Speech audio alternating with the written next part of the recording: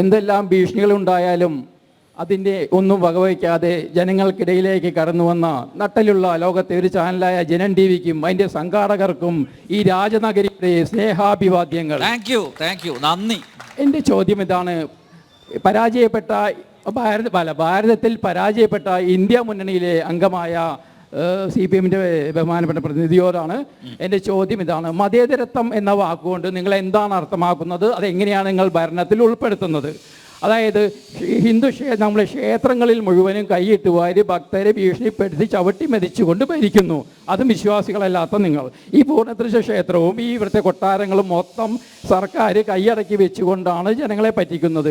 ഇതിൻ്റെ ഒരു വ്യക്തമായ മറുപടി കിട്ടിയിട്ട് വേണം ഞങ്ങൾക്ക് വോട്ട് ചെയ്യാൻ. കാരണം ഈ കാണിക്കുന്നത് ഒരു നട്ടലില്ലായ്മയുടെ കൂടിയുള്ളൊരു ഷണ്ടത്വമാണ്. അതിന് നിങ്ങൾ എങ്ങനെയാണ് ഈ മതേതരത്വത്തിൻ്റെ ഒന്ന് വിശദീകരിച്ചാൽ?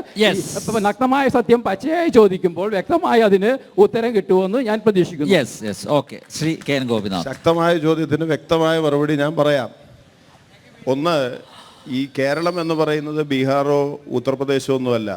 അവിടെ നിങ്ങൾ ഈ പറഞ്ഞ പോലെ വിശ്വാസികൾ കൊടുക്കുന്ന ബീഹാറിന് ഉത്തർപ്രദേശിന് എന്താ പോരായ്മ? അല്ല, ഞാൻ കാണിക്കപ്പണമൊക്കെ എടുത്ത് അവിടെ കുഴപ്പമുണ്ടാക്കുന്ന പോലെ കേരളത്തിൽ നടക്കില്ല. അത് ഇടതുപക്ഷം വിചാരിച്ചാലും നടക്കില്ല. അപ്പൊ അതുകൊണ്ട് അങ്ങനെ ഒന്ന് കേരളത്തിൽ നടക്കുന്നു എന്ന് നിങ്ങൾ കണക്കാക്കരുത്. അത് ശരിയല്ല. കേരളത്തിൽ ഒരു അമ്പലത്തിൻ്റെയും പണമെടുത്ത് പോകാൻ കഴിയില്ല എന്ന് മാത്രമല്ല, ഇന്നും ശബരിമല അടക്കമുള്ള ക്ഷേത്രങ്ങളിൽ അവിടുത്തെ പശ്ചാത്തല വികസനം നടപ്പാക്കാൻ കേരളത്തിലെ ഒരു ഗവൺമെൻറ്റും ചെയ്യുന്നതിനേക്കാൾ കൂടുതൽ പണം മുടക്കിയിട്ടുള്ളതാണ് കേരളത്തിലെ ഇടതുപക്ഷ മുന്നണി ഗവൺമെൻറ്. അതുകൊണ്ട് അത് നിങ്ങൾ മനസ്സിലാക്കണം. അത് നിങ്ങൾ മനസ്സിലാക്കണം. മനസ്സിലായോ? സഖാവിനെ ചിരി വരുന്നു. ആ മറുപടി മനസ്സിലായോ?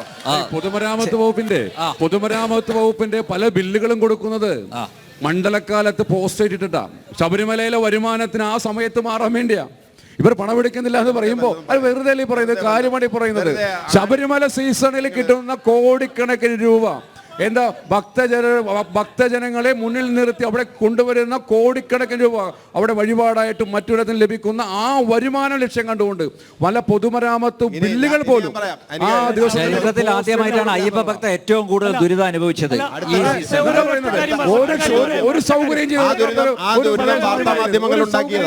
വാർത്താമാധ്യമങ്ങൾ ഉണ്ടാക്കിയ ദുരിതമാണ്, അല്ലാതെ അവിടെ ഒരു ദുരിതം ഉണ്ടായില്ല. ഞാൻ അങ്ങനെ ചോദിച്ചതിന് മറുപടി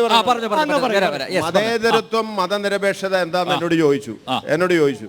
അത് വളരെ സിമ്പിളാ. മതേതരത്വം എന്ന് പറയുന്നത് വർഗീയതയല്ല.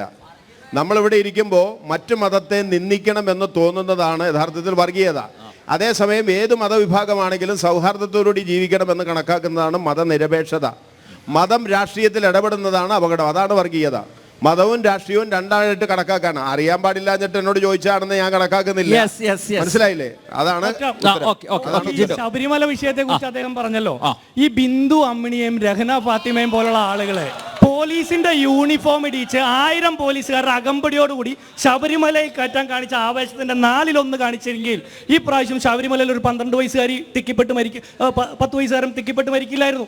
മാത്രവുമല്ല കേരളത്തിന്റെ ചരിത്രത്തിൽ ഒരു മുഖ്യമന്ത്രി ഇന്ത്യയിലുള്ള മുഴുവൻ ഭാഷയിലും തെറികേട്ടത് പിണറായി വിജയനാ, ശബരിമല ഭക്തന്മാരിൽ നിന്ന്. എന്നിട്ട് നിങ്ങൾ ശബരിമല പാക്കേജിനെ കുറിച്ച് പറയും. നാണമാവില്ലേ സഖാവേ ഇതൊക്കെ ഇനിയും പറയാൻ? ഇല്ല, ഒരു നാണവും ഇല്ല. ശബരിമലയിലും